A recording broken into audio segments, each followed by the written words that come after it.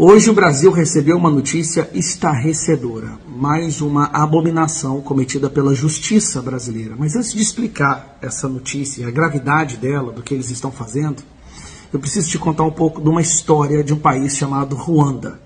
Então eu peço 5 minutos da sua atenção, eu garanto que você não vai se arrepender. Não era para estar gravando o vídeo hoje, estou viajando com a minha família, era o momento de descansar, mas não tem como descansar enquanto você vê seu país se transformando numa ditadura a olhos vistos, né? Destacando-se como uma ditadura para o mundo inteiro. País Ruanda, você já deve ter ouvido falar do genocídio da Ruanda, né? O grande genocídio que aconteceu em 1994. A Ruanda, uma nação que era dividida em 2 etnias, os Tutsis e os Hutus. Tutsis representavam em torno de 14% da população, e os Hutus, né, os outros 86%. E havia um conflito durante muitos anos dessas 2 etnias, até que os Hutus chegaram no governo. E os Hutus, depois de chegarem no governo, começaram a fazer um censo, identificar todos os Tutsis que haviam no país. Eles começaram a identificar e fizeram uma lista com endereço, idade, nome e profissão de todos os Tutsis, né, que era da etnia inimiga deles, do país inteiro. Eles alegavam que era apenas um censo, para saber a porcentagem de cada etnia, para poder protegê-los, e os Tutsis deram suas informações. Pouco tempo depois, com os endereços em mãos, com as idades, as profissões, começou-se o maior genocídio da história moderna. Isso aconteceu em 1994. Não é uma história de Segunda Guerra Mundial ou da Alemanha nazista dos anos 30, não. Você provavelmente estava vivo quando isso aconteceu. Você provavelmente viu isso nos noticiários.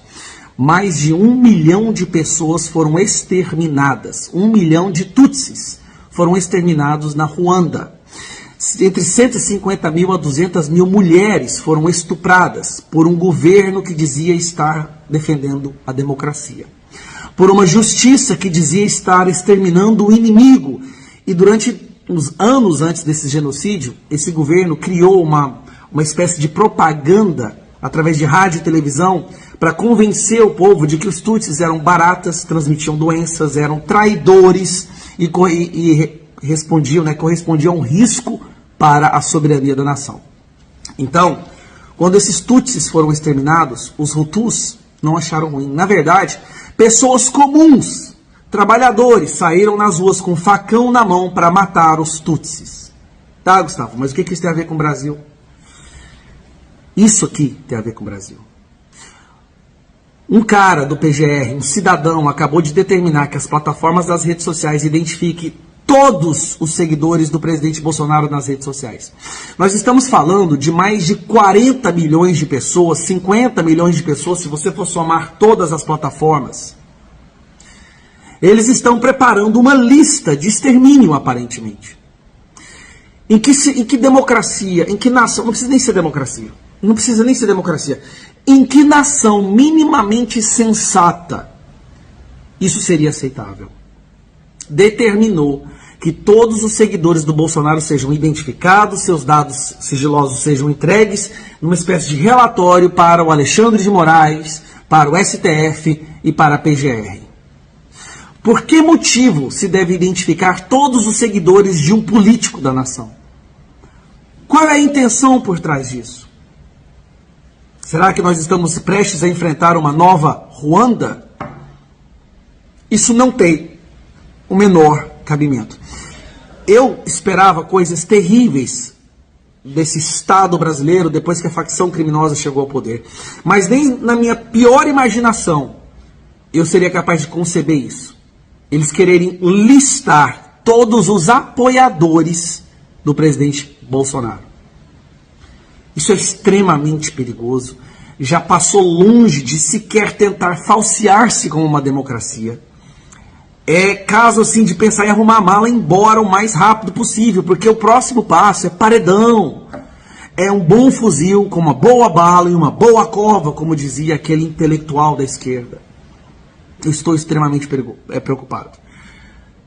O Brasil deve ficar muito preocupado com o que está acontecendo agora. O ministro da Justiça dizendo que acabou essa história de liberdade de expressão, o presidente da República dizendo abertamente que nós vivemos uma democracia relativa, que a Venezuela é mais democrática que o Brasil, o ministro do STF dizendo que derrotou o bolsonarismo, o mesmo ministro dizendo que a Venezuela é uma ditadura da direita, que o Brasil é um semipresidencialismo, já alegou que o Bolsonaro é inimigo. O outro ministro do STF dizendo que vai prender muita gente, vai multar muita gente. Isso já virou... Meu Deus do céu, eu espero que o mundo perceba o que está acontecendo com o Brasil antes da situação ficar irreversível. Obviamente, nós vamos tentar lutar contra isso. Mas sabe qual que é o problema? Hoje, qualquer parlamentar que haja contra essa sanha autoritária é o primeiro a ser derrubado. Nós já temos alvos gigantescos em nossas costas. Muitos de nós já dá como certo a cassação, até possível prisão. O que aconteceu com o Brasil, gente? O que está acontecendo com o nosso país? Isso é muito sério. Isso é muito sério. É muito triste ver que uma parcela considerável da nossa nação já está tão imbecilizada que não consegue perceber que o Brasil já virou uma prisão, virou uma ditadura. Mas uma ditadura que dá migalhas. Então, a gente aceita a ditadura. Não tem mais nada para falar. Muita oração. Eu vou sentar ali agora, vou lá fora, vou orar bastante, vou rezar, porque não tem condição um negócio desse. Não tem condição.